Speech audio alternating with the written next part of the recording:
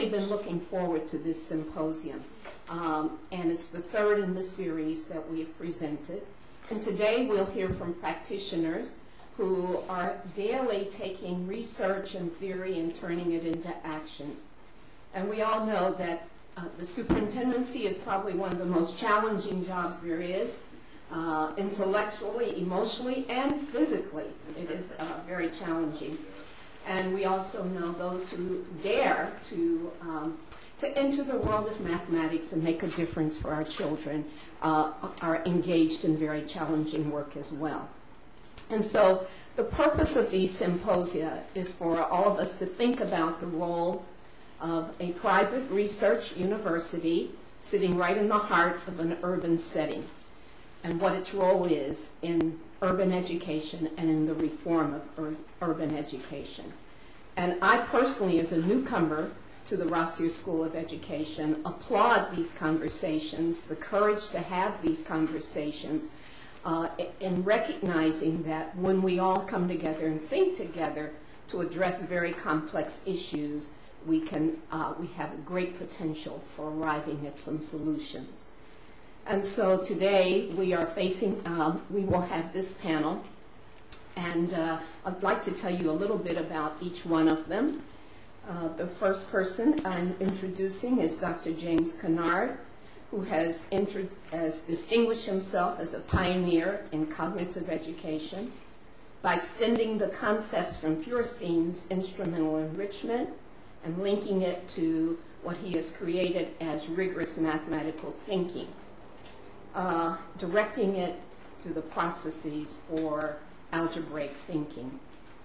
Dr. Kinard has spent nearly 30 years as a mathematics and science educator, an environmental scientist, and an analytical chemist.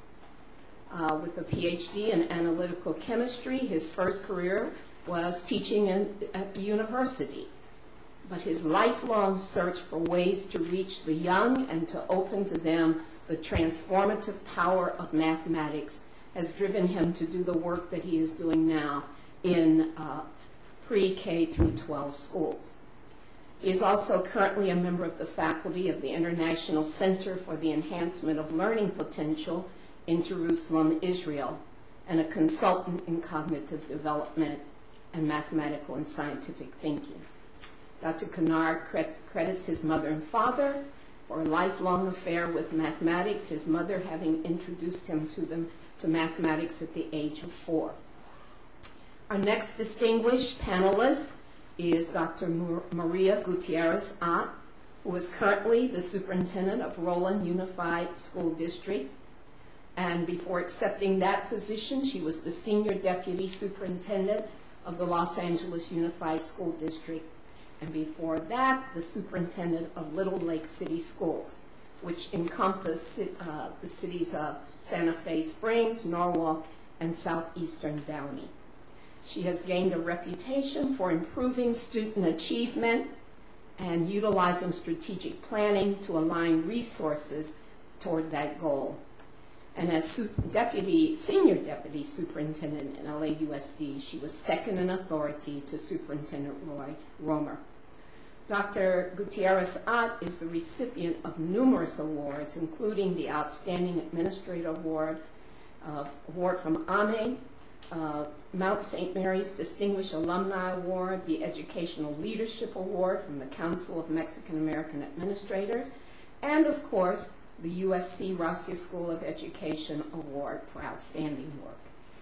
And I personally know her as an outstanding educator and a friend to all children. Our third panelist is Dr. Al Mijares, who also, like Dr. Ott, has earned a PhD here at USC, and he is the superintendent of Santa Ana Unified School District. He was formerly the superintendent of the Bakersfield City School District. And at Santa Ana Unified School District, it is the largest in Orange County and the 5th largest in the state, with an enrollment of approximately 60,000 students, K-12. Upon assuming the superintendency in Santa Ana, Orange County had recently declared bankruptcy. What a nice way to enter. And his focus was to lead the district into solvency. He is well known for his ability to bring about organizational change to promote efficiency without sacrifice of quality. Dr. Mijares has been able to fund and construct 11 new schools and lead in that work, and 432 classroom additions during his tenure to relieve overcrowding, which we know is one of the great barriers to quality education. He has been forward-thinking in his implementation of technology for elementary through high schools. And he serves on a number of boards: the Orange County Salvation Army, the Human Relations Council, the Tiger Woods Learning Center, the Chamber of Commerce, and he is an ambassador to the president of the University of Southern California. He received his BA from Cal State University at Northridge, his MA from UC Berkeley, and PhD from USC. So you can see that we have a very distinguished panel. Each of them will spend about 10 minutes making an initial presentation. We're then inviting them to interact with one another. I'm sure they will want to engage one another and agree with, disagree, and extend one another's presentations. And then following that, we will have engagement among the presenters and the audience. So thank you very much for being here. Since I know Dr. Ott better than I know anybody else, I'm just going to start with Familia first and ask her to be our first presenter.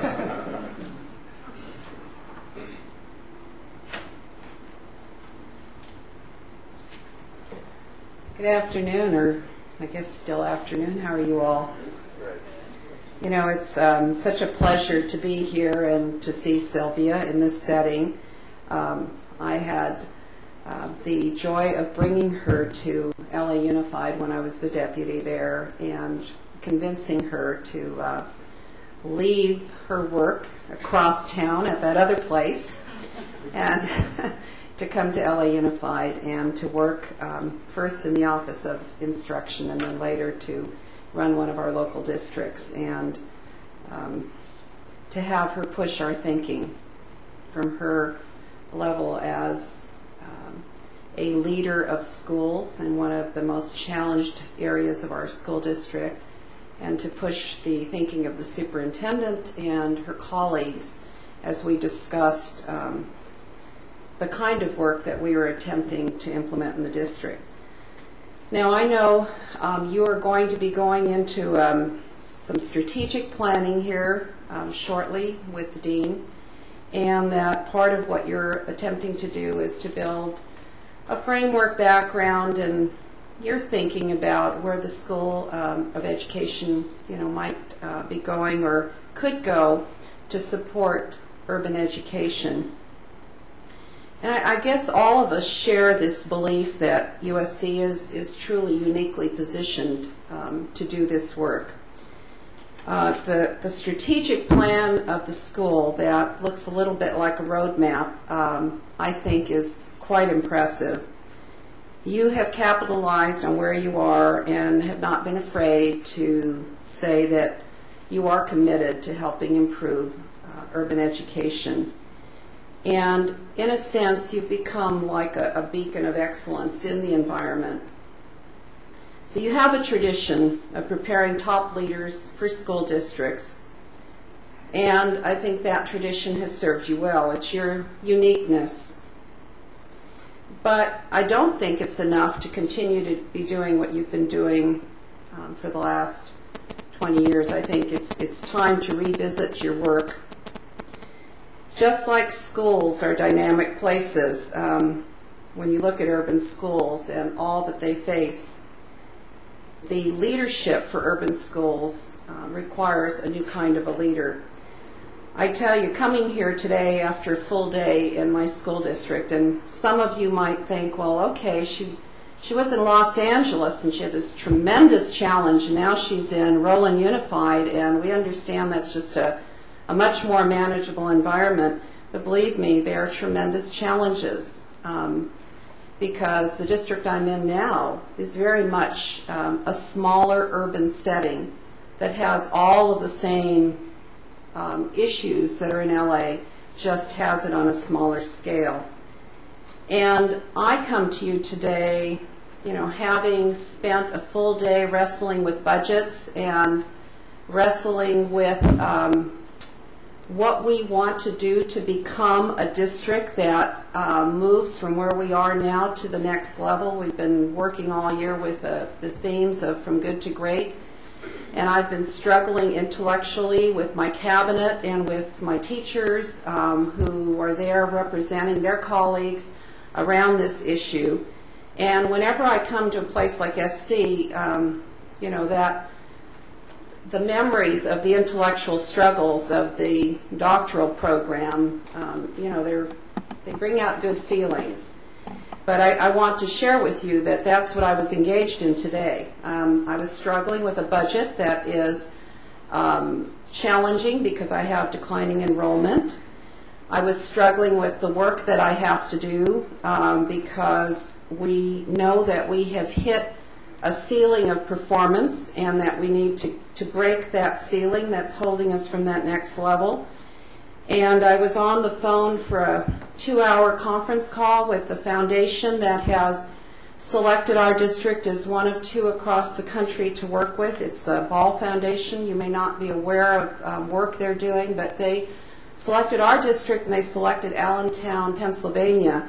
They're currently working with the Chula Vista School District. So I was on a conference call with them with representatives from my principals and my teacher ranks and my cabinet talking about the intellectual work that we need to do.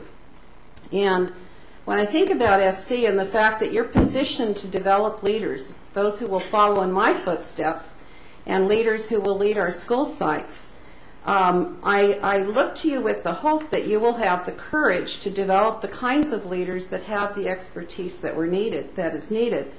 I'll just give you an example. Today in this conversation we were talking about what is it that our district, Roland Unified, needs to do. And we know that as we've taken a look at our performance, that the thing that's holding us back is the fact that for students who we have largely an English learner population, that students who move through the system, that they reach levels of adequacy and don't reach levels of proficiency, because when we get to the higher levels of academic English, we don't do the job that we need to do.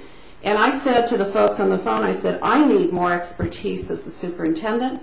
My cabinet needs more expertise. My principals need more expertise. So when I look at the School of Education, I hope that you are grappling with, how you, as a developer of leaders, how you are working to instill in the future leadership that depth of knowledge, that ability to model the work, to engage intellectually with teachers and with your communities around the challenges of moving our young people. I am often, everybody, if you look at, I get these, and Al probably does too, we get these brochures, every week in the mail. Everyone's looking for a superintendent, There's Monterey, Acton, Dulce, Beardsley, there's a bunch of them in LA County. Everybody wants a transformational leader. They all want someone who will inspire, someone who's collaborative, unafraid to do what's right for kids, ethical, charismatic, knowledgeable. They just always forget to put walks on water, because I think there's such great hope for us as leaders. And, you are the producers of leaders, and you're viewed that way.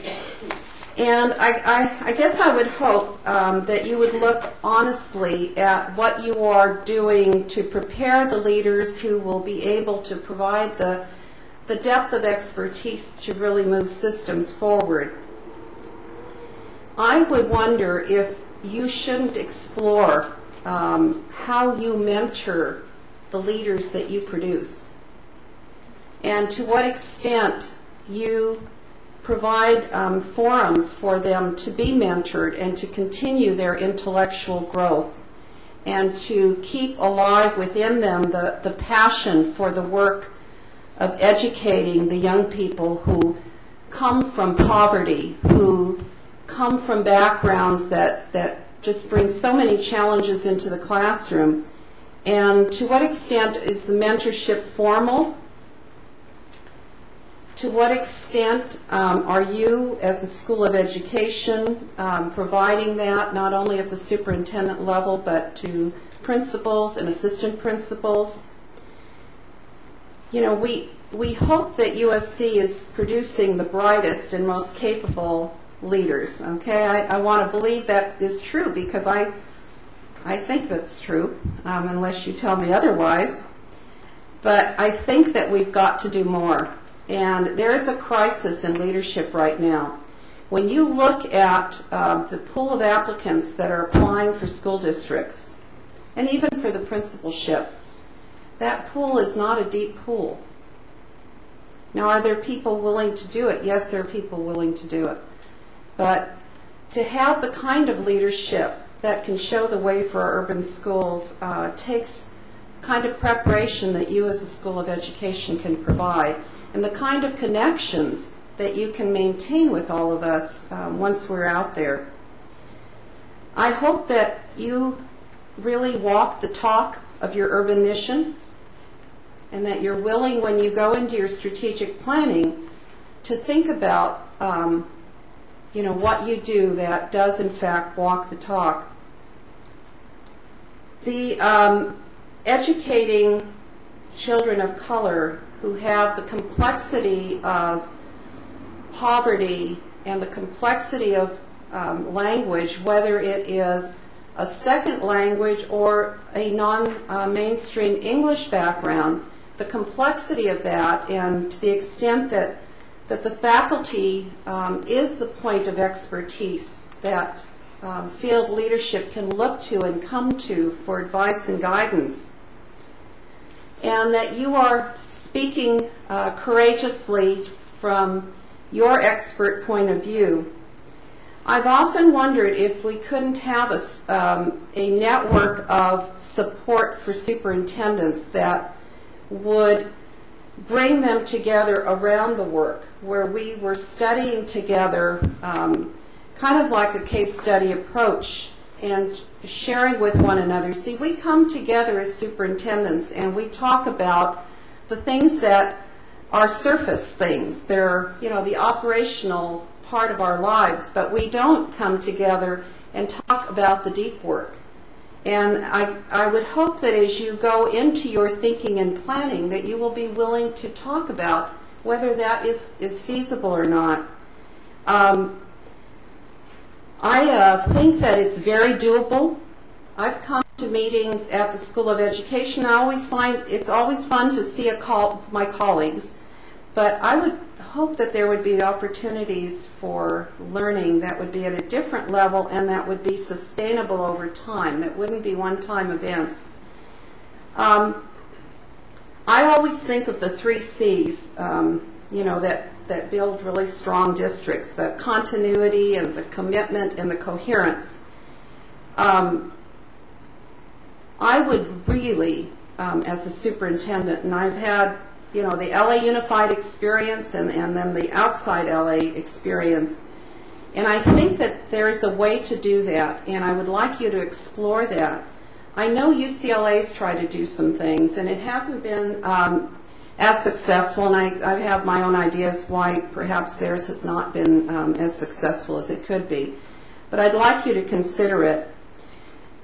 My experience in LA Unified taught me that urban education it's a daily battleground, and it requires someone to stay focused on the main theory of action behind the work that you are doing. And I always ask myself, because I ask myself this every day in LA, do I as a leader know what teachers are expected to do in the classroom? Am I close enough to the classroom work? Working with Roy Romer, he reminded us constantly, if we could not draw a direct line between the work we were doing and the work of the classroom, then we were irrelevant. We really didn't belong in the system. And that was his belief. And he promoted that with his leadership team. And I'm trying to promote that in my current district. it's not easy to sustain that kind of focus in an urban setting that is so politicized. You know, you have cultures that acquire an illness, and changing those cultures requires that continuity and commitment and coherence. I worry right now that LA Unified, and I have such a deep, deep commitment to LA Unified, I'm very worried about the continuity when Roy Romer retires. I think that we should all worry about that. I was out this afternoon with a superintendent in my area, and we were talking about the fact that what happens in LA Unified affects all of us. You know, we're out at the far edge of LA County, and yet what happens in LA Unified is of importance to our work. So I want you to think about the partnerships that you have had with LA and how you can sustain those. One of the things that on the continuity end, and Sylvia, how am I doing time-wise?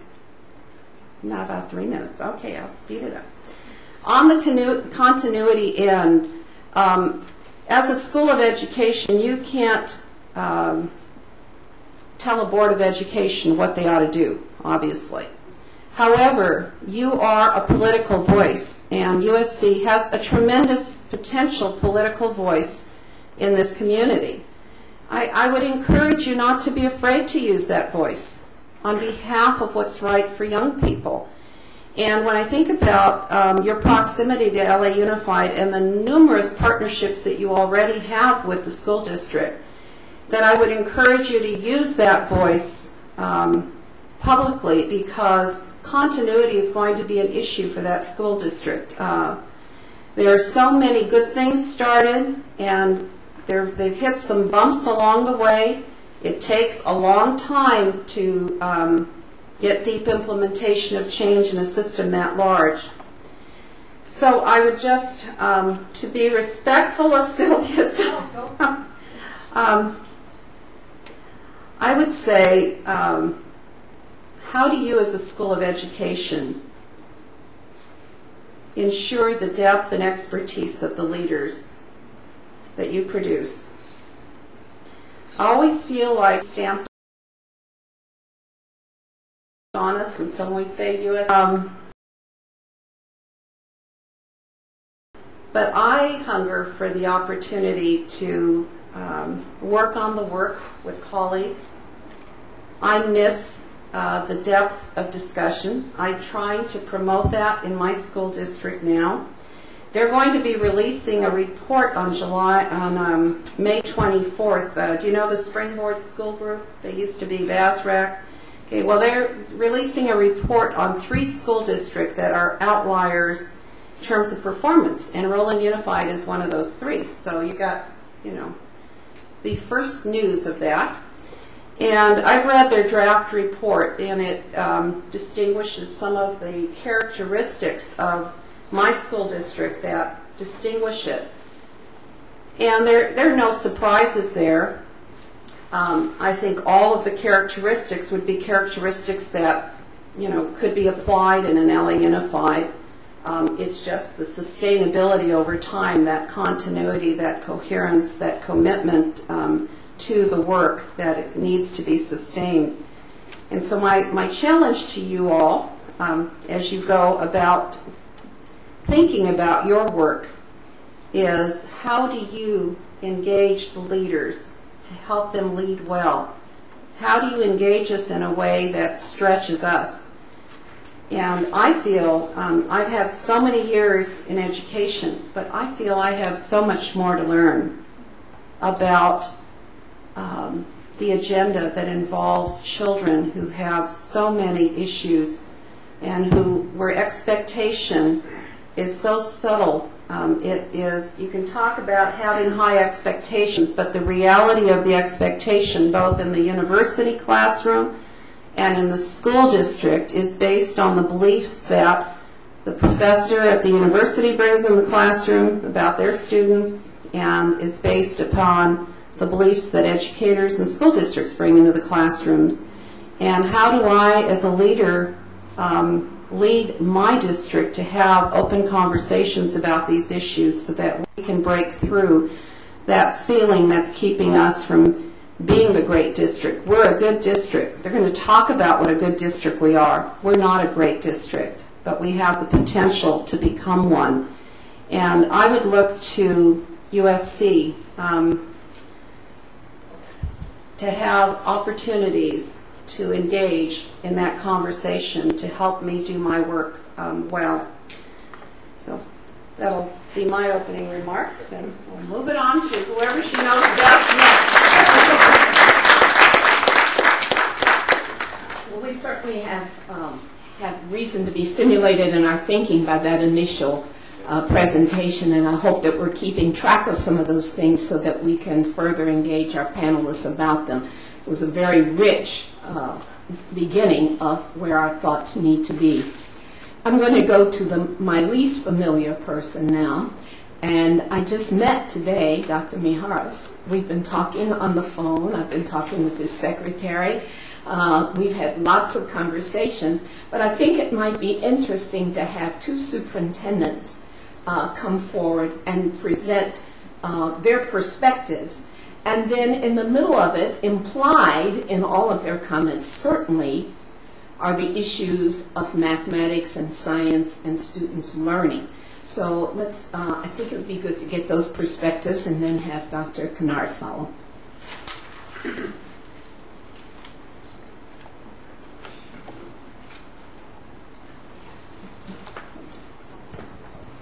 Well, good afternoon.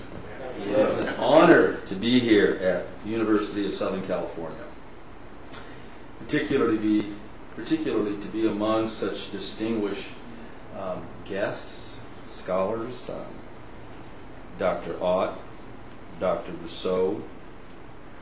Dean Gallagher has done a spectacular job here.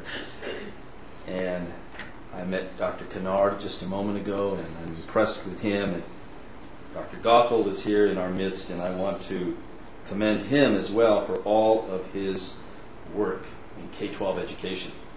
Now, it's refreshing to be here, especially since I have been chasing truants who are protesting over immigration rights, and I've been chasing those kids for the last couple of weeks. I know that Maria has done the same.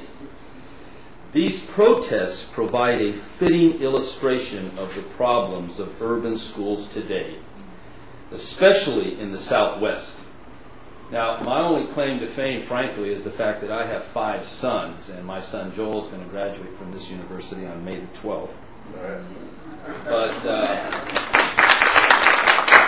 my youngest is age 14, and of course he is very aware of Lord of the Rings, and as your kids are. And I'm impressed by the character Bilbo Baggins and his book, There and Back Again.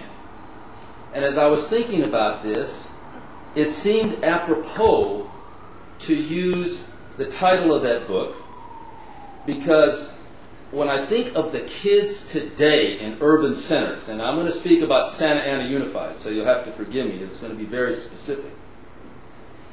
But I'm thinking that we have a large immigrant population. And the public schools have been educating immigrant children for a long time. I mean, back in the late 1800s, we saw the great flood from Europe. And then, of course, we're very familiar with segregation and poverty from the 60s. We've dealt with these issues before. Are we back there again?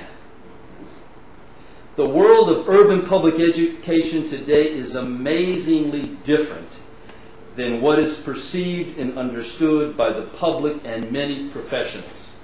The issues are acute. For example, let's take my school district, the Santa Ana Unified School District. It was mentioned that we're the 5th largest district in California. 98% of my students are Latino minority. 92% of them are Latino. 85% of them are at the poverty level.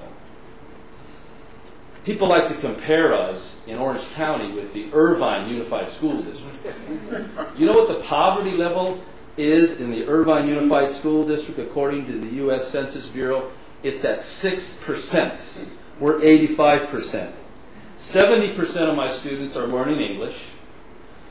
The mobility rate is set at 40%, meaning that we're constantly changing in the classroom. 70% of my parents have no high school diploma. Compare that to Irvine, where you have 65% of the residents of the great city of Irvine who have college degrees. A third of my population are categorized as first-generation Americans. We've experienced declining enrollment, as Dr. Ott has, and it's an incredible experience because you build an infrastructure and then you immediately must dismantle it. You don't have much time, otherwise your budget is upside down. And since July 7th of 2005, despite the fact that we have been declining, we have registered 5,000 students. They've gone to our registration and testing center, and all of those students come to us whose primary language is Spanish. Now, in terms of overcrowding in my school district, we have 61 schools to serve approximately 60,000 students. Sacramento City has a population less than mine, about 50,000 students. They have 89 schools. San Francisco has a population that is smaller than mine, 57,000 students, and they have 160 schools. Garden Grove, my neighbor, has 49,000 students, and they have 68 schools. So you can see the population density. Our schools are serving 3 times the population for which they were designed. Preschool. I have 1,500 of my kids in preschool. That's 2.5% who have had school before kindergarten. They've had some form of formal education. And if you think about it, we're on a year-round calendar. We're just now converting to a traditional calendar. But my students would come into our classrooms in kindergarten in July at age 4 years, 10 months, as opposed to the normal 5 years, because we're not on a traditional calendar, we're on a year-round calendar. So they're coming in, arguably, the highest standards ever in K-12 education, where we're expecting our kindergarten students to learn to read. They don't know any of their colors and how to hold a pencil. And immediately they hit the curriculum. And that curriculum is not predicated upon an English learner. It is based upon a high achieving student, because you always need to set your standards high. What happens to that student? He begins to slip. Now, who's immigrating to the United States? It's not the middle class. It is the poorest of the poor. Families who do not have histories of literacy. They can't even make it in a third world country. And they're coming into the United States. I was invited last year by Governor Lázaro Cárdenas Batel, who was the governor of Michoacán. And I went to Morelia, the capital of Michoacán. His father, by the way, Cárdenas, was the president of Mexico. And this man, it is said, may become the next president of Mexico. And he wanted me to come and see the Michoacanos, because we have about 100,000 of them in Santa Ana. He wanted me to see the way they're educated. And so when I went into Morelia, I think that the public schools in Morelia are pretty adequate. But the moment you get out into the outskirts, just go a little bit from there, it all shuts down. There's nothing. In fact, they have this plazas comunitarias, which is an effort through technology to educate the Mexican citizens who live out in the hills, and they're even trying to bring plazas comunitarias into the United States to follow their immigrants. But you know what?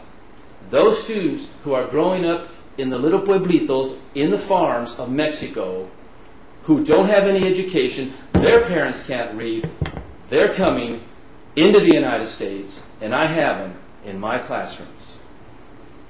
And it is my job to get them ready for the University of Southern California, or the University of California, or the California State University system. And I am judged on the basis of how well I put them in that university. That's the kind of student that we are seeing in our schools today. 30 years ago, Santa Ana Unified was a mainly white school district. That is not the case anymore.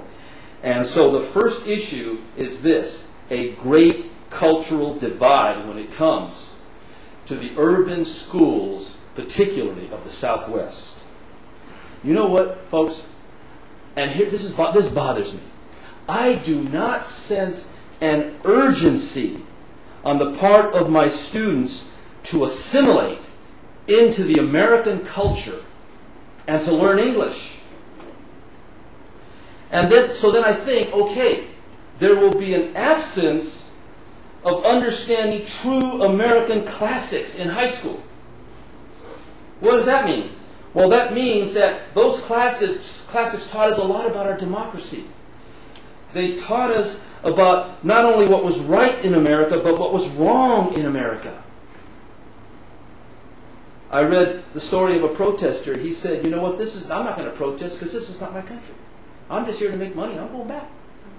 One of the kids said, you know what, I didn't cross the border crossed me. You add to that the discrimination, the institutional racism that we know exists, and it creates a daunting challenge for that teacher in the classroom and that principal. Immigration is a huge, huge problem. It affects the entire organization, the entire school district. On top of that, there's another element that impacts this cultural divide. And it is the matter, I believe, of folklore and low expectations that are rooted in the Hispanic community. I'll give you an example of that. I was in Coachella and I sat around with a group of parents and we were in a big circle.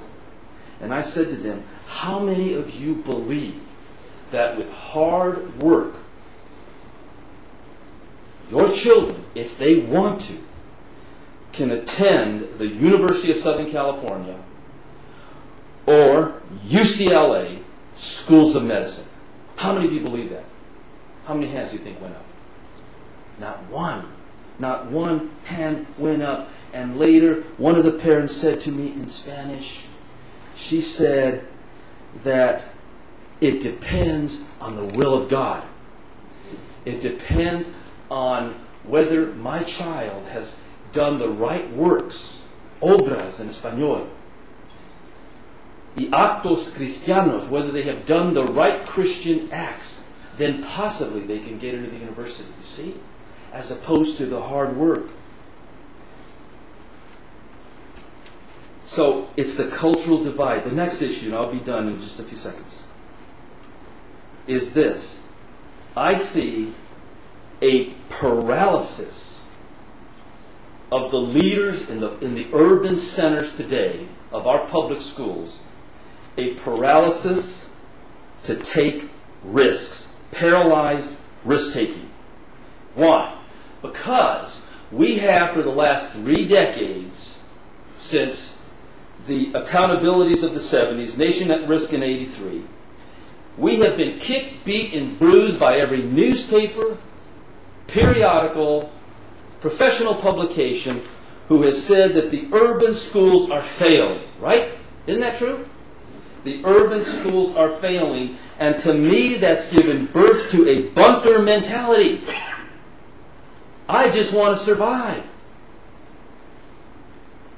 The accountability argument has emasculated the leaders in our public schools. We're no longer fighting for what's right.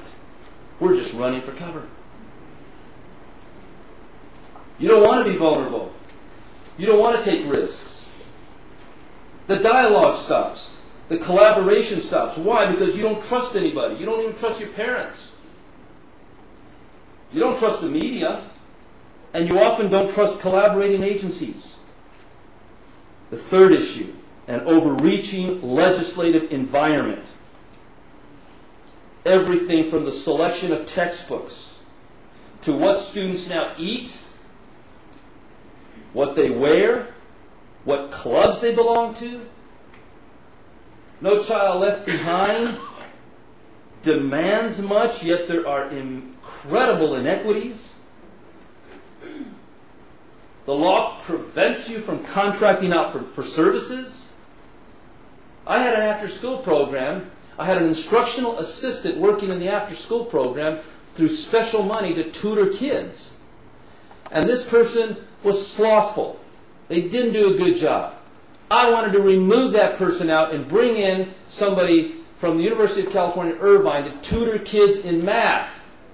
And I couldn't, because the union said you're contracting out for services. That job belongs to that classified worker.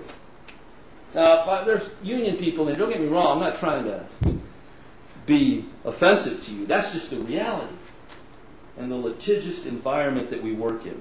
The fourth issue is funding. I'm not going to talk a lot about that. Jonathan Kozel, Michael Rebell from the Campaign on Educational Equity out of Columbia University, they've talked a lot about that. But districts today have figured out a way to get around Serrano versus Priest. They have created lucrative foundations. Just the other day, the Irvine Company gave $20 million to the Irvine Public Schools. And funding affects technology, it affects facilities, it affects whether you can offer preschool to kids, it affects after-school tutoring, it affects augmented services to students, the class size, parent training, scholarship. You know this. On and on it goes. Health issues. Most of my children have no health insurance. A fifth issue, I think, is an anemic curriculum and textbooks and standards for EL students which have not been rooted.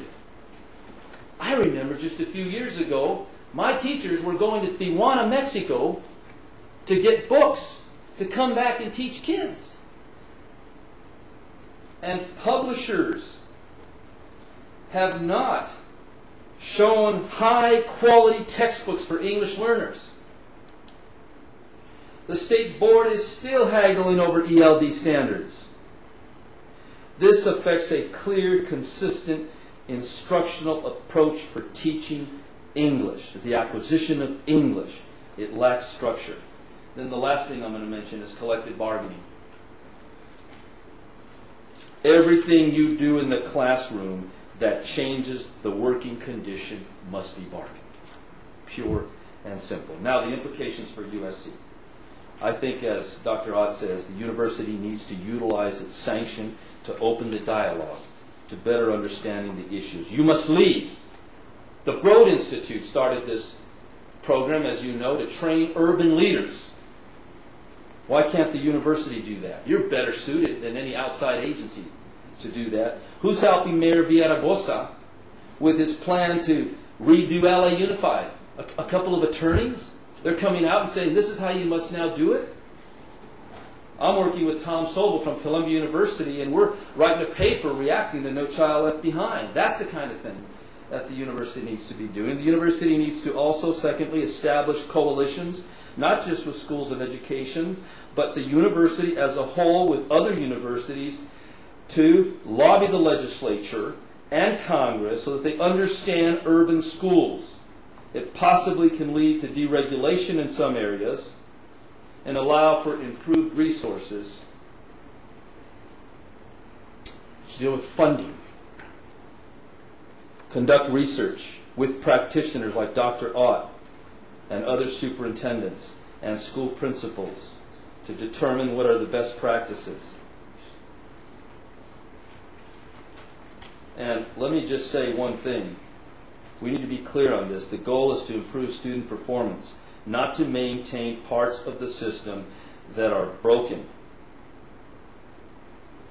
Schools, districts are not designed to create jobs, to contain kids, or to promote political ideology. Cesar Chavez taught me that. We named the first school after Cesar Chavez in the Coachella Valley in 1990. It was the first school named after him. Now there's a whole bunch of schools named after him. And when we dedicated that school, he came with an entourage of people, and everybody expected he was going to talk about grapes and pesticides and all that. And he said this, he said that the schoolhouse should not be a house of political ideology, but instead it should teach kids how to read, how to write, and how to compute.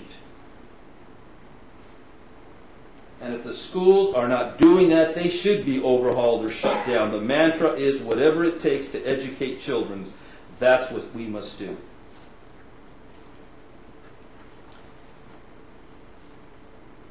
I was going to talk a little bit about my time is out on reconstitution and charter schools, but I'm going to let that go. May I just real quickly? Yes, please. Okay. Because Katie Hycock from the Education Trust goes around and she talks about these lights out there of schools that have the demographics I just talked about, and yet they're making the mark. And you know what? Some of that stuff is out there, and that's good because we have to emulate that. It's truth, and you need to embrace truth. But when it comes to the pervasive success of African Americans and Latino students who are competing with their white counterparts across the United States, we lag. Minority groups lag. And you can slap a label on it if you'd like and call it a charter school. You can change the name of the school. You can reconstitute the school, and the literature is mixed on reconstitution. The literature also talks about, has raised credible issues on the effectiveness of charter schools, a la the Charter School Dust Up by the Economic Policy Institute. No, as long as funding remains the same, that is limited with restrictions. Dianne Feinstein told me last year that NCLB was $12 billion underfunded. It is a total of $36 billion underfunded to date. As long as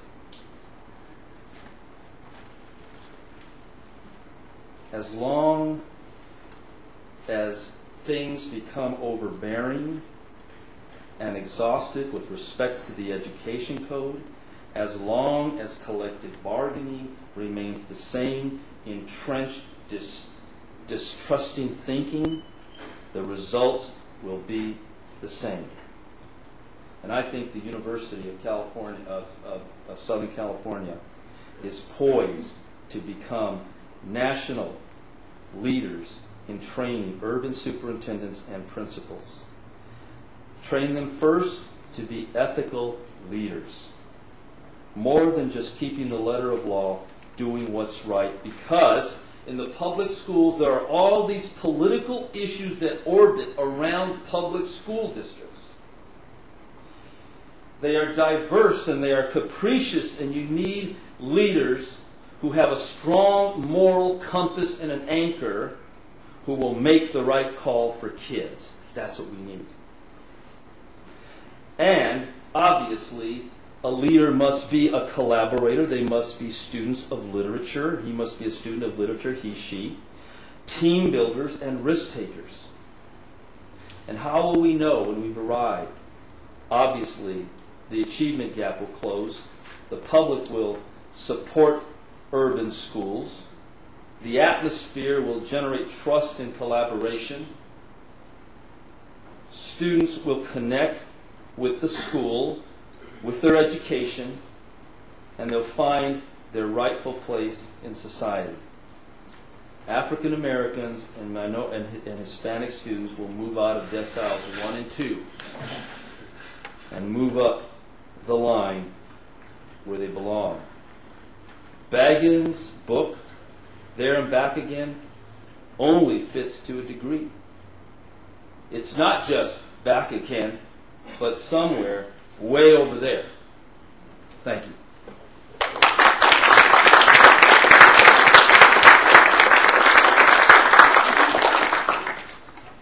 Well, I'm sure we are getting lots of thoughts, a lot of stimulus, and hopefully it's going to lead to really good engagement among us and our panelists. Having heard from the two superintendents, I think it would be very fitting for someone who has been in the university for a number of years, who has chosen now to spend a good bit of his time in K-12 schools and taking on one of those challenges that I'm sure superintendents wrestle with always. So it's my pleasure to bring to you now Dr. James Kinard, who I discovered through one of our staff in Local District 7, and who has a really very stimulating, interesting model for helping teachers to think differently in order for students to think at all. Thank you.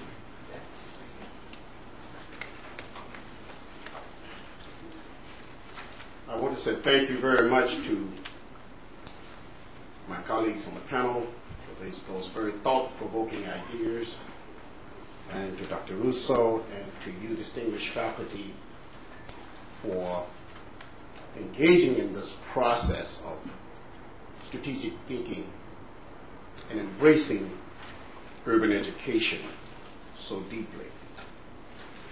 You already have a track record and a strong relationship in embracing urban education, and I am so impressed to see that this now looms as a top part of the strategic effort.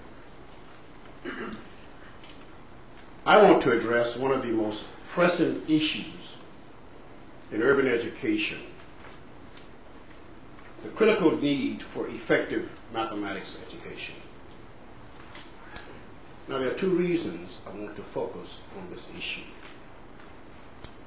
First, this issue has serious consequences for urban communities and very far-reaching consequences for our nation. Second, the crux of this issue, the need for effective mathematics education, is at the very center of a number of other pressing issues in urban schooling. The essence of the need for effective mathematics education in urban classrooms has to do with the culture of mathematics education in America. The prevailing culture in American mathematics education is driven by a perceived need to rapidly cover expansive amounts of content with an acute focus on the product of material coverage rather than the process of structural learning for all students. The question was raised, why is American education doing such a poor job of teaching algebraic thinking and making other kinds of reasoning essential to mathematics and science? One answer given was, and I quote, "Teaching is really hard to change."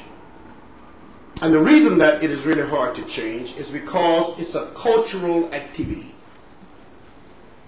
When we try to change cultural activities, usually what happens is the prevailing culture of schooling wins, unquote.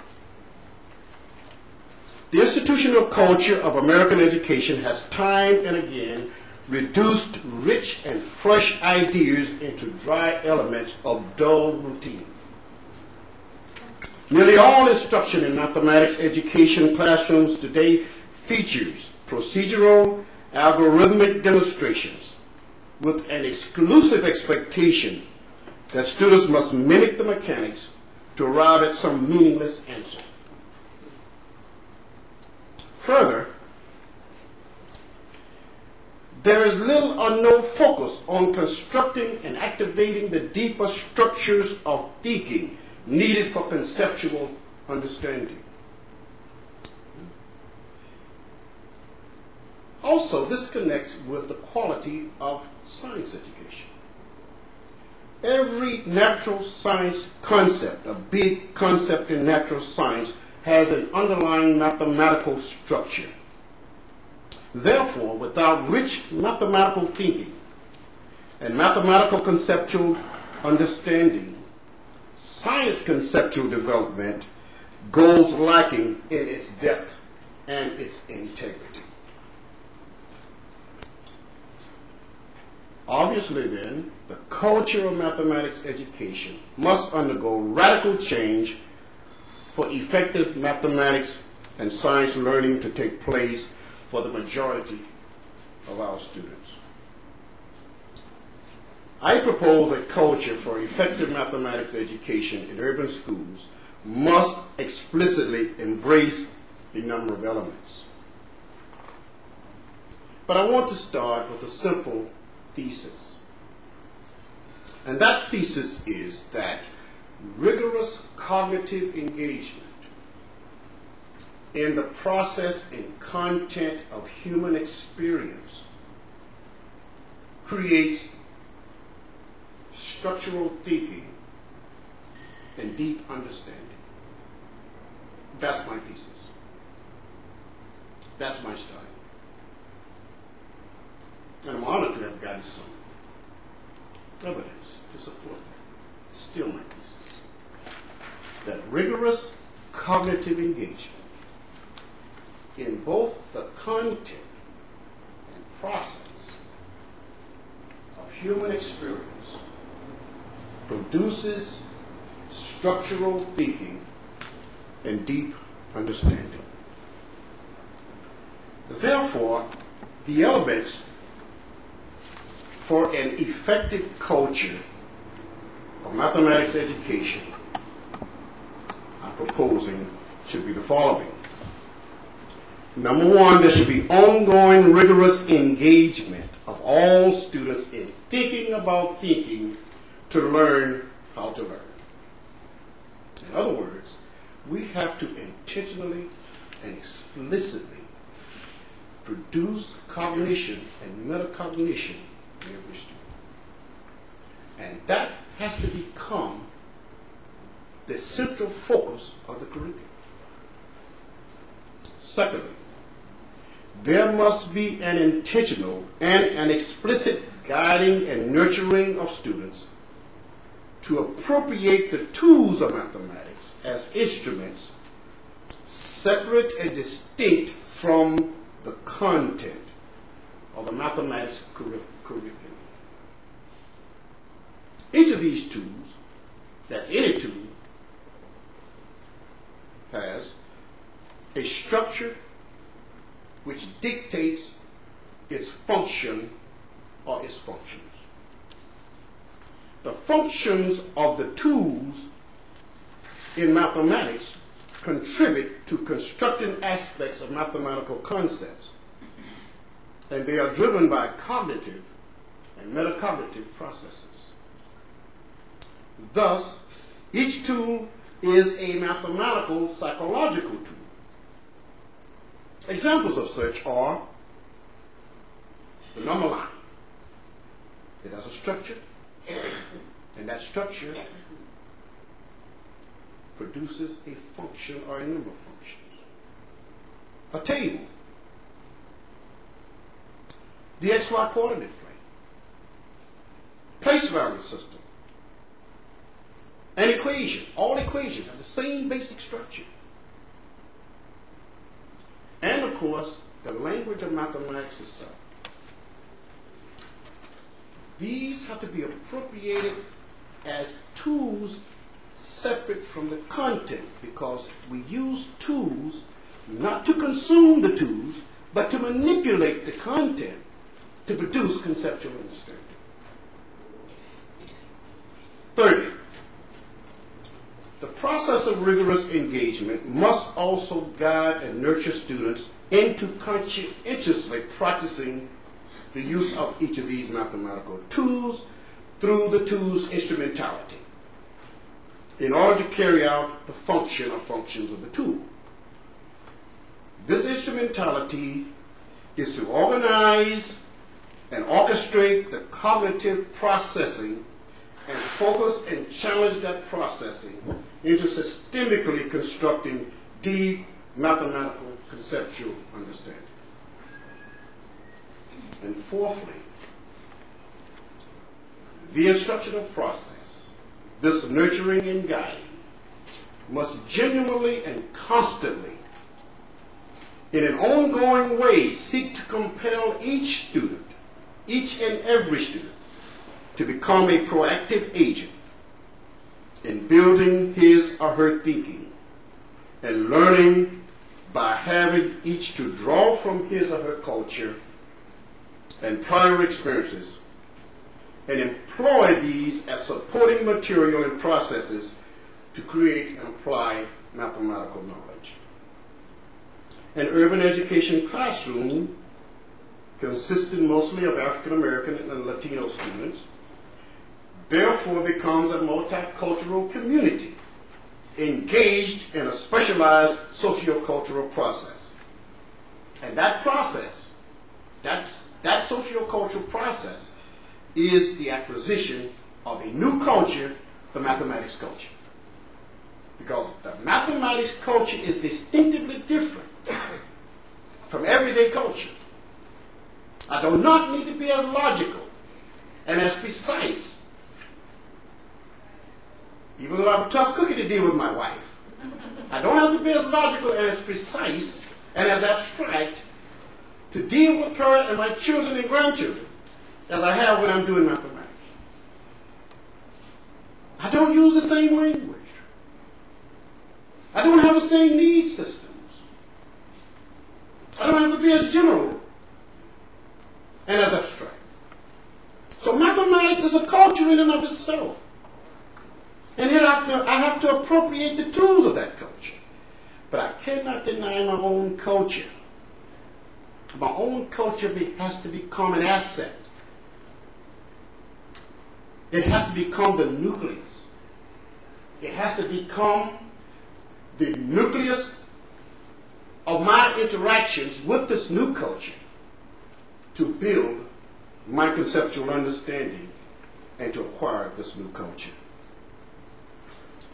Therefore, the students in an urban education classroom must use their language and cultural experiences and provide the channels from these cultural experiences and languages through use their language and cultural experiences as the nucleus for channeling their emerging mathematical tools and mathematical thinking to build the mathematical conceptual understanding. What can a private university, which has the expertise in research, like the University of Southern California, do to help build such a culture of rigorous thinking that will bring about deep mathematical conceptual understanding for all students? First of all, there's a critical need to demonstrate that such a culture can make a difference for student populations which are at very high risk. And one of the populations which is at very high risk for experiencing further academic failure and dropping out of school now is high school students who have repeatedly failed algebra. The University of Southern California could implement and research a demonstration model with cohorts of urban high school students who have repeatedly failed algebra. This research demonstration model can be shaped in the form of an algebra and physics rigorous mathematical thinking academy. This academy will focus on building deep algebra conceptual understanding and interfacing the algebraic structures emerging from this understanding with scientific inquiry to construct physics conceptual understanding, or big ideas in physics, such as force, acceleration, momentum, inertia, energy. Very, very abstract. Very abstract. But as the RMT process is applied by students to construct these ideas through the algebraic structures, we strengthen the mathematical conceptual understanding and deepen our understanding of the scientific concepts. The goal will be to mediate students to crystallize or internalize that's what I mean by crystallize, internalize, make their own cognitive and conceptual structures that will equip them with the habits of mind to perform as proactive, self-motivated, independent learners. The Academy will consist of 200 hours of rigorous mathematical thinking classroom sessions and rigorous mathematical thinking science field investigations over a 7-week period during the students' intercession break. It is proposed that the REMT classroom sessions take place at your facilities here, while some of the REMT field investigations will be held here and at a range of partnering sites to include the California Science Center, planetariums, LAX Observatory, the oceanfront, high technology and scientific laboratories, some linear accelerator, a meteorological facility, a seismology laboratory, and etc. 4 cohorts of high school students can benefit from this academy per academic year. And the number per cohort could be pretty sizable. The academy could provide a mechanism for significantly increasing the number of high school students who successfully complete algebra and perform at the proficient level on the California Standards Test. The academy can serve as a laboratory for clinical studies, research, and training regarding a range of critical issues in urban education classrooms, such as a relationship between affect and cognition, the roles of language development, cognition, mediation, psychological tools, culture, and etc. on effective learning and student motivation. The teacher's need for metacognition, mechanisms for concept formation, and differentiated instruction, and etc. These studies and research can provide valuable insight on how to modify and tweak the model for its effective applicability in classrooms in specific urban schools. The academy could serve also as a vehicle for the professional development of urban educators and educational leaders. Thus, the university can strategically contribute to preparing more educators and educational leaders with the expertise and commitment to produce and support the kind of instruction needed to build a culture of rigorous cognitive engagement. The prestige of the University of Southern California and its ability to confer university credit will broaden the spectrum of teachers who may participate on an ongoing basis.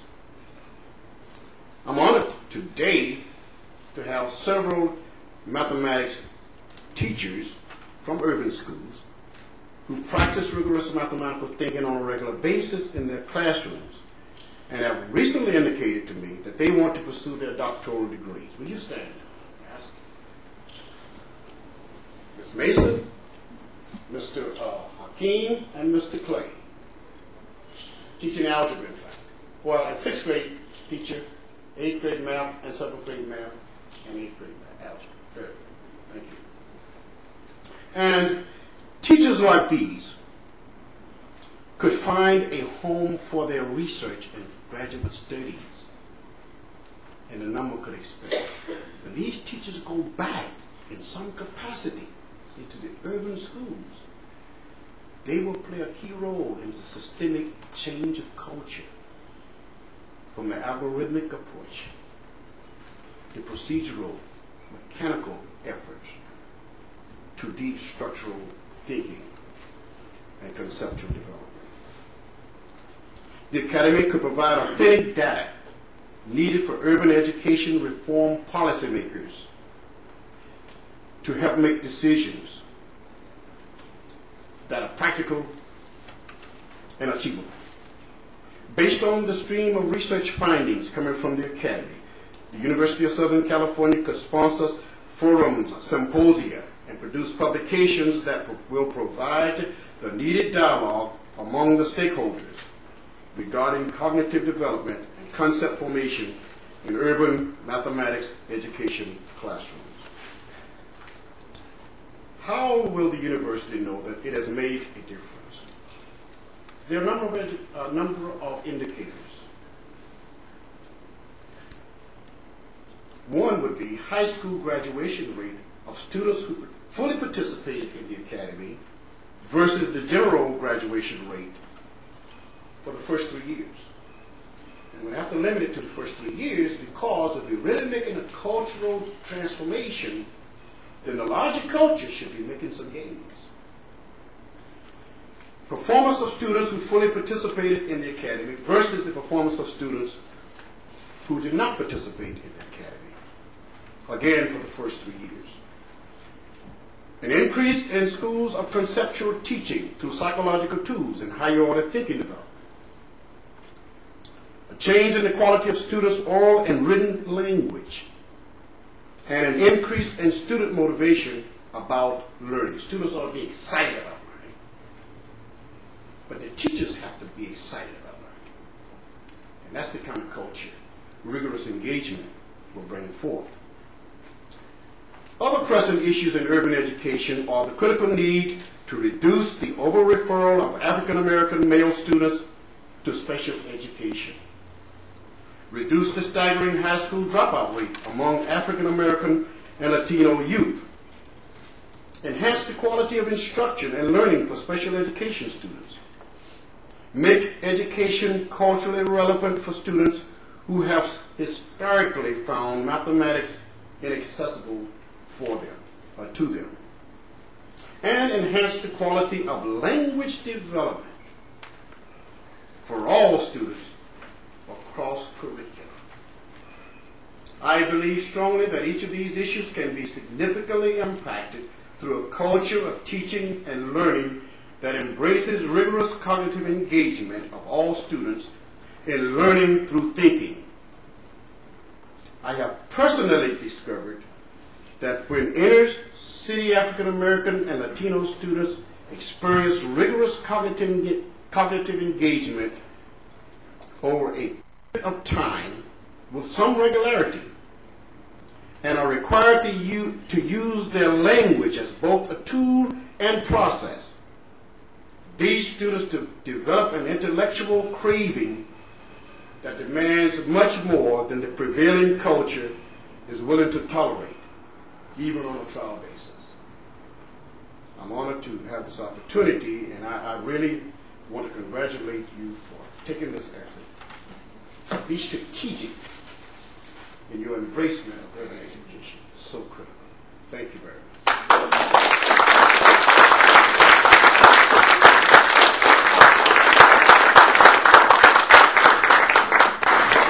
We've had quite an afternoon. All of you have cheated yourselves of time to engage with one another, but we want to take that part, so if you would change seats and come up for a minute, we'll abbreviate this part of it, and because we want to get to the faculty and students and teachers who are here who would like to engage you. So each of you might want to just take on the other one and one of the comments that you heard, or respond to it, or agree with it, however you'd like to do it. So maybe each of you would like to pose something to one other panel member, and then we'll move forward with that. I guess because I was first, I'll start. I had much reason for reflection as I listened to the other panelists. When you think about the challenge of educating an immigrant population, as Al described,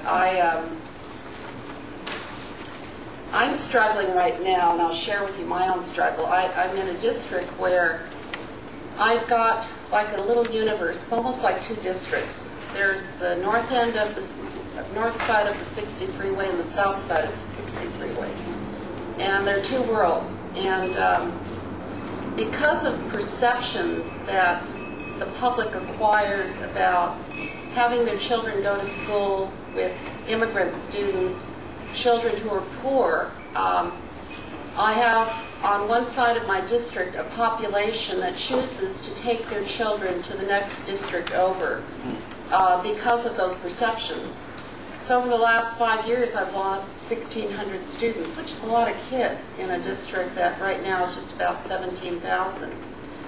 So when you're talking about a public image or public perception of urban education, these perceptions that are created about children and whether they're worthy enough to, have my child educated with them is a real issue. And I'm reflecting greatly about the urban challenge that we have to lead in that environment, because I find that even my most dedicated leaders within my system don't challenge their thinking to a level that will allow them to get, to break through barriers. And that's not to say they're not caring individuals. They just intellectually haven't stretched to that level. And that's why when I was listening to Dr. Kinard, I was thinking, yes, that's exactly right. It's the engagement that pushes the thinking, that explores the possibilities. As you were talking about young people, and especially the young people who have failed in algebra, and I have so many of those, and I want you to have a cohort in my district. I'll work with you. When you think about moving a child's mind to that level where it's not just the recipient of learner, but they are shaping their own future learning by the way that you intellectually engage them, that has the same implication for the adults in the system. Yeah. And so my ability as a leader to cognitively engage the people I lead at that level to help them grow is critical. That's why I'm going to go back to my theme of, how you prepare the leaders and how you continue to engage the leaders so that they can engage those that look to them for hope and optimism and to show the way. And then that takes the line right back to the classroom, because at the classroom level that has to also be the case. And so when you see teachers sitting together and looking at student work, Yes. and you see the teacher who's gotten so much more out of a group of students than the person next door, basically the same raw material, but a different level of engagement. Right. And I would say that that's the power of the classroom, but the same would apply to leaders in terms of the raw material around them as they do the work of leading and how they stimulate, the potential. Because I think everyone has that potential. It's how do you stimulate the potential? And then how do you nourish yourself to do that work? And that's why being here and listening and learning from the two of you has been great for me, because normally I'd be sitting back at the office answering emails and reading state documents that come to us in such volume that no human being really can absorb it all. And finding the place in my life as a leader to nourish myself, to lead those around me, and to stimulate their potential, and to have that then become the model for the classroom, so that those young people who have that unfulfilled potential, I've got so much work to do. I thank both of you. Thank you. Dr. Kinard, would you like to engage anyone as the presenters on some point with me? Yes, you talked about, Dr. Ott, earlier. If there is an initiative that seems to show promise, how do you get sustainability when there are so many confines, so many expectations, as you said, get things going, then you got to dismantle it, get retracted. How? Because if we don't do something systemic, systemic things don't happen overnight. That's the challenge. I think, and I'll let Al also respond, but I just think that that is the work of urban education, and you as a university need to fight on our behalf. The sustainability issue. I worry so much about LA right now because they've been on a path, and it will be so easy to do a course change, and you can't ever get better. The first year that I came to LA in 2000, I'm returning to LA because I had most of my career there, but returning to LA that first year, everyone said to me, 2 to 3 years max for this current structure and current effort. 2 to 3 years max. And I was so passionate about, oh no, we're going, and now the work is in year 6, but they've had some significant internal disruption to the work that's occurred at year 5 in particular. There was some significant disruption at the end of year 4, so that sustainability issue, if you would have said 11 to 15 years, Yes. with disruptions into your work at key points, then it's more like 18 to 20 years, and no one's willing to wait. Yes. Right. No one's willing to wait to see the long-term impact, of the work. And so you should all be worried when you see, the potential for disruption to a system that, and Sylvia can understand this, a system that has had a course that is producing outcomes that isn't where it needs to be, but has the potential to take the work that's been achieved to this point and take it to that next level, and which is the secondary level, and gets into the work you're talking about, which is, what goes on in terms of the quality of engagement in the classrooms. And you have teachers teaching who have not had an opportunity to be engaged with their colleagues, to know what that's like, which is the work that leaders in schools have to do, is to allow teachers to have that same experience with colleagues so that they can then engage their students differently and, just to realize their own potential. Dr. Mijares, okay, I know you have a lot to say, and you stimulated us with a lot of the challenges. I believe that Dr. Kinard's comment about the culture of teaching is an important comment. When we look at the California high school exit exam, in case students are failing on that side. Yes. And it's an incredible scenario because they're not going to receive their high school diploma if they can't pass that test. And all kinds of factors impact the test setting, from test anxiety to a number of things that make it difficult. But when I look at the Latino community in particular, so many professions are math-based. A young man or a young woman comes up and says, I want to be a medical doctor. I ask him, well, how are your math scores? Oh, I hate math. I failed. Well, you're never going to get through organic and inorganic chemistry. You're never going to get through physics. You're never going to get through algebra. And you're not going to get into medical school. You're not going to pass the NCAT. So it's, and these things are rooted at the elementary level, in elementary school. And if they don't have a good experience at the elementary school, by the time they get into high school, there's a huge gap. And I also think that our teachers work tirelessly. So it has to be, I know this is an overused term, but it has to be seamless. Whatever we do with teachers, in terms of our pedagogy, we learn something new at university level, we figured out a better way of doing it.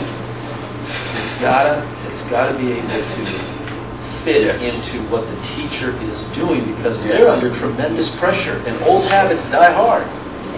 We get into our routines of life, and if you take us out of those routines, we don't like it. We push back. So I really think that in terms of math itself, that is an absolute, that's sacrosanct. That is one of the pillars of education. And it has to happen early on in life. Because once the phobia starts, it's hard to reverse that. One other comment, because I think people out here are burning to. Yes. Are you? Oh. Yeah. I'd like for you to comment a little bit about the English language learners. And my question now to lead to that is, to what extent do you think the parents of the English language learners are speaking their native language in the home environment? Now, here's my reason for this.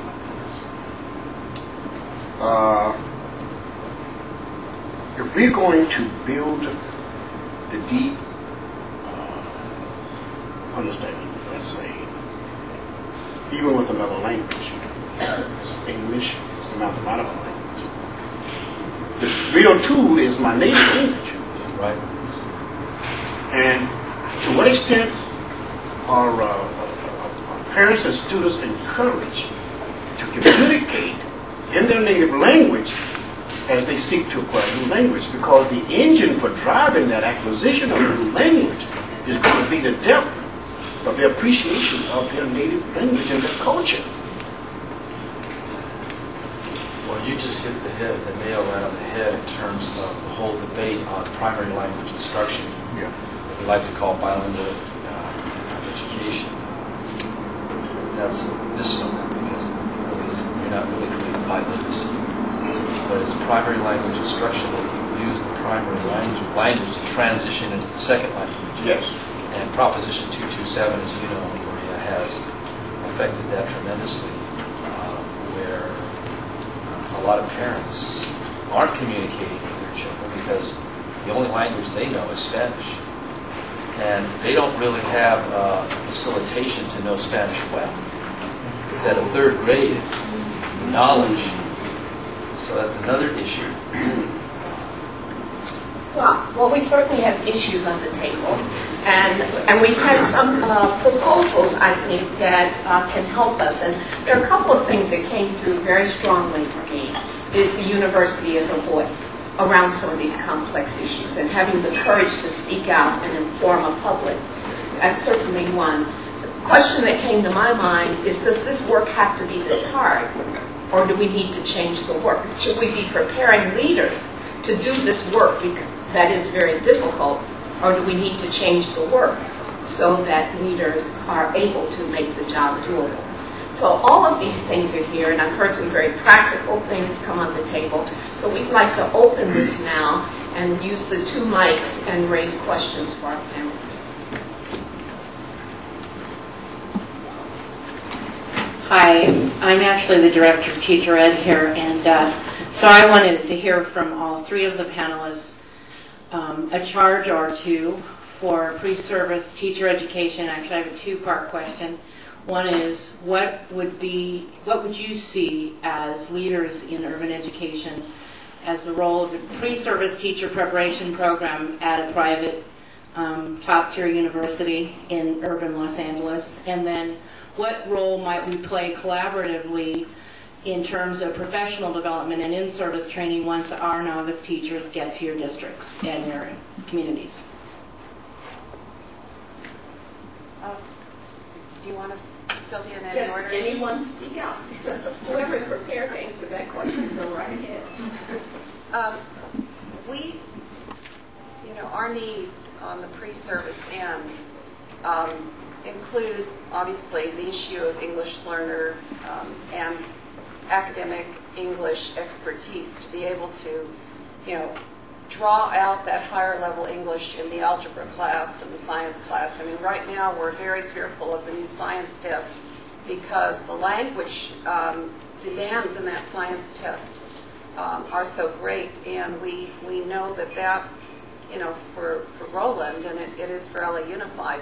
It's one of the areas that, if you don't have them coming in and pre-service with that understanding, and it's both the expertise in terms of how they teach, but the ability to hear what students are using in terms of language and make adjustments in the teaching constantly because they're hearing it and they're making a judgment about whether that student is using the language at a level that will allow them to demonstrate knowledge when they're held accountable, within the classroom, or held accountable externally by Casey or the state exams. The other thing that we're looking at is the professional development school concept, because we see in my schools that have a professional development school type of culture that they've acquired on their own, then new teachers come into that environment and they behave like very experienced teachers in just months, because the culture of that school is so oriented toward professional dialogue that you get a teacher and you go, that teacher couldn't have only been teaching a year. We were just visited by the NCLB panel that met out at Cal Poly Pomona, and they came out to one of my schools because that school was again defying outcomes. For the population it serves, they were outperforming. And so they came through, and the kids had gone for the day because they came in the afternoon, and they were talking to these teachers. And I was listening to the questions they asked these teachers, and I mean, some of these first and second year teachers blew me away. I mean, by their depth of knowledge. But that school has a culture about how they induct teachers into that school. And so to the extent that you can create partnerships where there's schools that have that kind of a culture so that your teachers coming into it get the professional engagement with colleagues. It's like you go into the lunchroom and, they're really professional dialogue oriented. And that is a culture that is created by the leader of the school who promotes it and celebrates it and encourages it. And then new teachers coming into that environment seem to very rapidly develop a high level of expertise. And that's encouraging to me. I am more concerned about some of the veteran teachers who don't quite understand how critical their learning is to our ongoing ability to perform as a district. And I haven't been able to figure that one out yet, because I had a dialogue earlier this week where conversation was, should every teacher have a CLAD, or should we exempt our non-core teachers? And I said, well, how are we ever going to be a great district if we exempt our non-core teachers? If everybody isn't an expert, how do we ever get great? We've got a Board of Education that envisions that we're going to be the best district in California.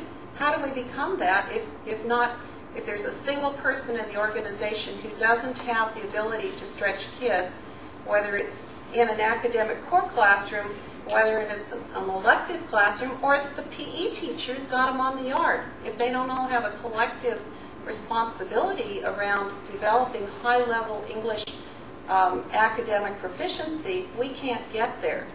If you're just relying on it happening, it has to happen in the whole system.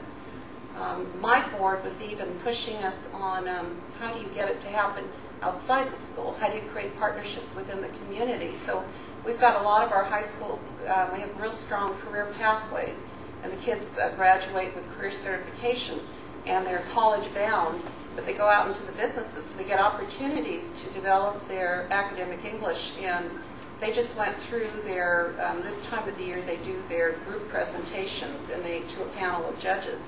And you could see the kids who are English learners. And what are those opportunities that are real world, work-related, college-bound opportunities to stretch? And then do we hear where they're at? And then do we have the skill to help take them to the next level? So that would be my thought. So I hear some real implications for the university, how we create leaders who are able to develop those cultures in their schools, how the university assists those schools in maintaining or sustaining that kind of culture where it's a learning environment. I heard you say earlier the need for the university to convene superintendents and decide the social engagement to really get into the in-depth intellectual discussions that allow us to do that. Does anyone else want to comment briefly on that? We have about 10 more minutes on that one question, and then we have some other people. Just want to add in terms of the language, we can transcend poverty by marshaling in resources, but the whole world of linguistics creates a new dynamic that makes it, not new, I should say, but a challenging dynamic. from the enunciation of a term and students hearing that term, because English, as well as any other language, you know, you get into the fine nuances of the language and the vocabulary. The word fast can mean a lot of different things. So you have to, I think teachers have to understand that when they're dealing with English learners. I mean, you know, a guy like Chomsky will say that you ascribe a feeling to each word. And so it not only becomes cognitive, but it becomes emotional and social. And I think teachers, when you're dealing with English learners, have to understand that. And that's a very important part, I think, of teacher education. Excellent. We'll go to this side of the room. Dr. Gatto has a question. Thank you very much for your comments. As I reflected on them, it occurred to me that in addition to what we should be doing, it seemed that your remarks also spoke to whom should be doing it to whom. I'd be interested in your comments about, first of all, recruitment of students into our programs. We think we do a good job, but not a great job of recruiting a diverse population. But how about the people here who would need to be working with them in this leadership development and in addressing several of the issues that you've raised? Any thoughts for us in those areas?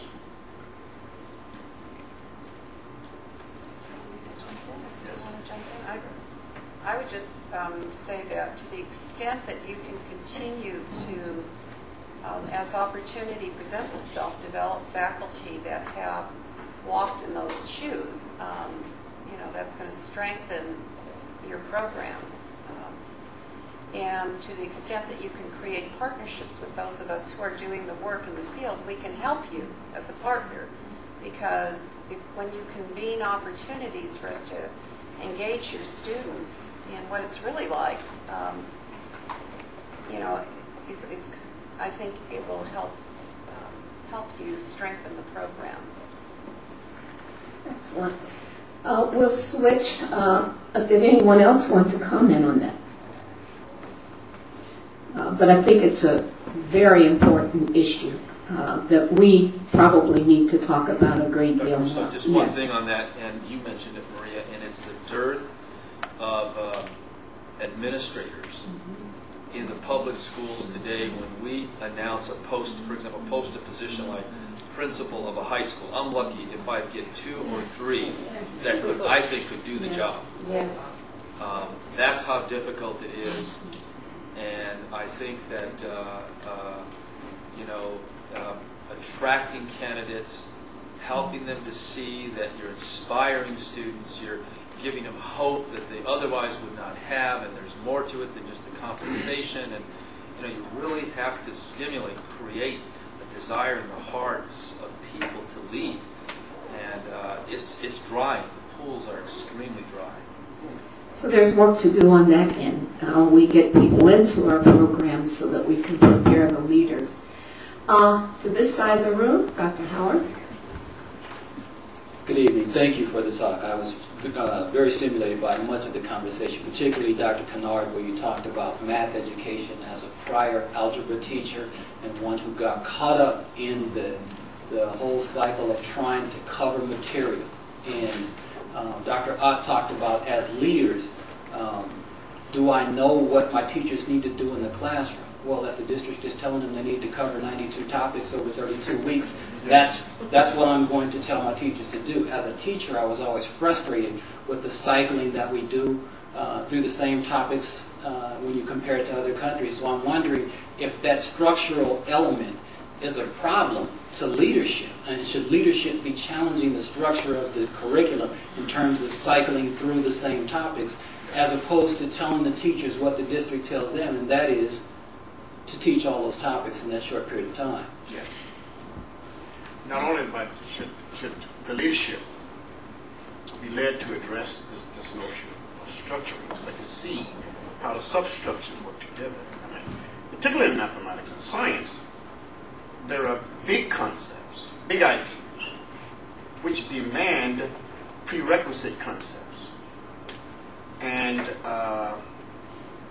if this is done strategically, and we are teaching concept formation through the Vygotsky notion, not from the top down, but moving the bottom up to create the channels for the top down to have a pathway and that the two can exchange in that zone of proximal development. If the curriculum could be arranged that way, we could cover much more extensively in terms of the conceptual understanding in a very strategic way. So you're right, yes, the administrators, the leaders need to come to grips with looking at the curriculum in a very structural way. I mean, Dr. Russo was on top of it. This is what was attractive in Local District 7 in her notion of unpacking the standards. That's what that's about. It's doing a structural analysis of the concepts, well, the conceptual elements of the standards. Because we're not here to teach standards, we're here to teach concepts. And the standards are those, whatever, how they're stated.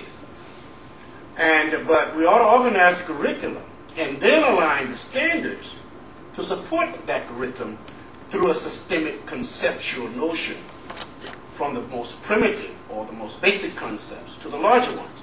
Then we won't have to cover a lot of that extra stuff. It will all make a lot more meaning to students. Very good point. Very good. All right, we're on this side again. Dr. Marsh, I have a question. Thank you. This was really a wonderful conversation. I wonder, on the leadership development side, what would our leadership programs look like if we wanted to be world-class in preparing urban leaders? We heard an image from Dr. Kinard of an academy. What would the equivalent concept or strategy be that would develop leaders?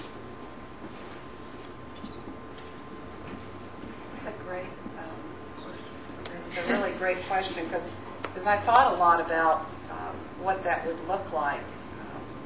And I would think that the alignment within your courses would be so strong so that if you were to do what we do with our graduating seniors, and you look at what the graduate's supposed to have or be able to demonstrate, or qualities and values that they've internalized, and you backward mapped across your courses to draw those out, then you would almost guarantee that your graduate would have gotten those core beliefs but presented in each of your courses. And so you'd be aligned, and that would give the graduate, I would think, much more likelihood to be what you've defined as the USC stamped leader, ready to go out and help do the work of effectively educating our urban youth. And I think that's a guarantee that you have to give to your students when they come in, that they're going to come out and they're going to, this is your graduate, you've defined that, and that you ensure that your courses have that, are doing that, not just one professor here or there, but that every member of the faculty understands, those qualities that transcend the particular content that they're teaching.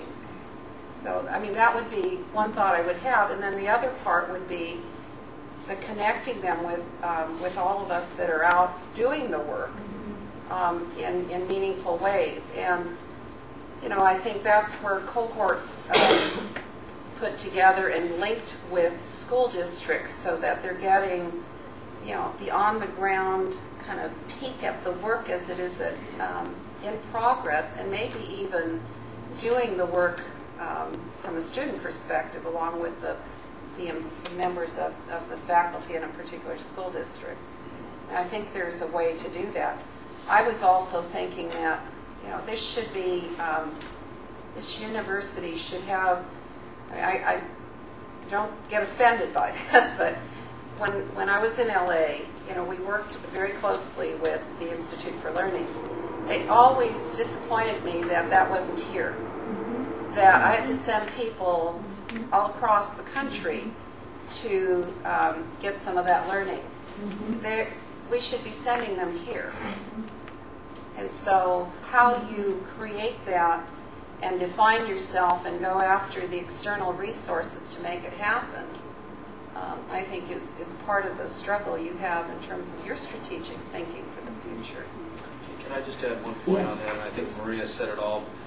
But the political dimension that you experience in public schools can be quite shocking for administrators, principals, superintendents. And so the mentoring is important, I believe. But I also think that spending time understanding the political climate of parents, elected officials. You have a lay board that leads a professional staff, and they're spending, like in our case, we have a $500 million a year budget. That's a lot of money. It demands a lot of resources. And so, but the politics are intense, and I think it's different. You know, people that run their business may tell me, well, you know, it's similar to mine, but I really think it's a different world. And I think helping people understand that your leaders is essential. Okay, does that help? It's the start of a really important next round of conversation. Yes. Because we're really honestly wrestling with things like, should we have dissertations? How do you help people make a difference out there with anything we can help do here? There's just a whole lot of topics like that that we want to work on because we're really serious about being an important force for improving leadership in schooling, and we're just thinking we're getting started. Even though we're getting some national recognition, we see that as just a start on the path. There's just a lot to work on. If I may just comment briefly, this whole area of research, how does it join practice? And they shouldn't be done in silos in different places. But how do we connect with those who are doing the work, who are researchers too? I think we have to expand our view of the research. Every day you're researching, and every day you're trying to come with solutions to the issues that you see, or you're examining your school through that lens to learn about it. And that's what research really is. And so this distinction that we have between the university and the practitioners as researchers has to be reduced and become more partners in that work. You didn't see, but that was my 2 cents. Okay, thank you. All right, go right ahead. This is more like a practical question. I heard all the panelists say the applicant pool is shallow. So Dr. Ott and Dr. Mijares, my question as a person who's going to be graduating next year from this program, hopefully, is what are the 3 things that you think a future urban school leader has to have? What are those, if you can just narrow it down to 3, what are those 3 things that I need if I'm going to go out there and run 2? Instead of being told 2 from the field. So what are the 2 things, Dr. Mijares and then Dr. Ott, if you could tell me what I need to know? Well, first I think you need impeccable character. I tell principals, I had to remove a principal for using profanity with parents. You know, you can blow your cork. I don't care if your father was a sailor or you're a sailor. That is totally unacceptable in the school setting. Secondly, obviously, a love for people. You're going to have the patience of Job, as they say, but a lot of flexibility. And I think you have to have a pristine resume in terms of your background and training. Because that does open doors. When we screen candidates and look at their application, that speaks volumes. And with that, I'm talking about work history, too. I like what Jerry Brown said recently, that he was always against the establishment, and now he is the establishment. He said, forget what I ever said. There's nothing greater than experience. And so, the experience is critical. Thank you. I would just add to that the ability to lead collaboratively and to develop leadership around you at the site level is just really crucial. It's very humbling to be a leader, but not every leader is humbled by the experience. Now, when they're not humbled by the experience, they tend to not really see what the real work is. And that would be my comment, my 2 cents. That's a nice quote. We'll try to put that somewhere. Just came. Here, we're just going to go with the people who are here. We saw somebody just jump in that line back there. So we'll try to get to you, but if you could make your questions brief, and if our panelists could make their responses brief, we'll get out of here close on time. I'm Ron Astor. I'm in the School of Education and School of Social Work. My question has to do with an area that I think that none of the schools of education across the country are really dealing with and addressing, but maybe from your perspective you could help us in our research and our thinking when we develop our program here. And that has to do with, I've gone all around the world and seen model schools, seen model curriculum, seen model teachers, and they're phenomenal. One of the big mysteries that I have is why don't they spread, and why don't they generalize to the district level, and how come they're not sustained? And the answers I hear across the world are always the same. They're all the variation that you've mentioned in your talks. Poverty, immigration, migration, thinking, curriculum. The question is, when do we get to a point where we could move away from model schools and looking for sustainability and ramping up on a much larger scale? And that's the big mystery that I have, is why we hit that kind of ceiling. And I don't know if there's any answers that you might have, but from your position, I thought you might give us some insight on that. All right, so we will try to answer that, and that's a profound question to answer in about 2.5 seconds. Well, system high-level performance that's sustainable has got to be the driver. You can't have just islands of excellence within a system. It has to be, you have to get to that level, and I do think there are many districts that are en route there. That's why I worry so much about the issue of continuity for districts, because I do think that the public, communities often lose patience. Boards lose patience sometimes.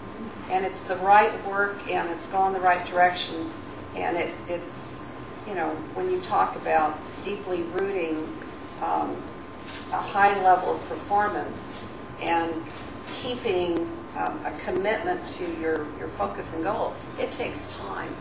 And it takes leaders willing to stay with it. And I think that's probably one of the things that I worry a lot about, is just the long-term commitment that people make to the work at every level of an organization. Other comments from the panelists? I think that another component that's very critical, and we do this in our RMT work, is to connect with the home. Connecting with the home. I mean, it sounds ridiculous in some cases, but we actually help to teach parents to think mathematically in the and doing dealing with the patterns and relationships in their home and everyday life. And when they begin to pick up some cognitive processing themselves and experience what their children are experiencing, and have joint sessions between parents and students in this process. Again, that's a model, but we need much more of that on an extensive basis. That's an element that needs to be considered. So you need to prepare your educators and educational leaders to not only educate children, but strategically to work with the family, with the home. And I would say leadership, leadership, leadership. All right, last question. It's more of a comment, because I've been hearing a lot about leadership and creating a culture in the classroom, and being a teacher. Quite honestly, I don't really just want to leave the classroom. I want to be a part of the leadership that creates the culture in the classroom. So I want to know if the university or there's something that we can create so that teachers can become leaders, remaining in the classroom, as well as being a part of the effective change in all leadership. Because I do want to go and get my PhD, but I want to be able to affect change in the classroom, as well as in professional development, as well as in all the places that administrators may be. I want to be involved. Right, and we want to expand our definition of leadership to not just equivalent to administrators. Yes. Districts and systems that are going to get to that level are going to have leaders at every part of the organization, and that's to the classroom for the teacher, but within the support systems within a school district as well. And it's creating that culture that's in alignment, that is professionally oriented, whether it's the clerk in the office, the person serving the kids food, that there is a commitment to what that district is attempting to achieve, and that everyone in that organization can provide a leadership role, especially the teachers, because what I've observed about really powerful teacher leaders is that they're doing the work of leading with their colleagues every day, all the time. They're coming up with great new ideas, and they're not just keeping them to themselves. They're putting them out there for colleagues to share and to help wrestle with. And I just think that that's the future of education, is that it's not going to all reside on the shoulder of the principal, but the principal's got to create that opportunity for teachers to be leaders and to be valued. And it's a kind of a leader who's comfortable, that we're seeking, who's comfortable in promoting that involvement of their faculty and everyone at the site to engage kids. Please do. This notion of leaders, because if the teacher is a leader and perceives herself as a leader, you're going to have more responsibility. And the idea of having vision is going to be important to you. And you're not going to be so easily swayed by the victim mentality. Downtown did that to me. No, instead you're going to take responsibility for those 30 students in your classroom and lead them. That's stated. Well, that's a wonderful note to end on. And I would like you to join me in thanking our panelists.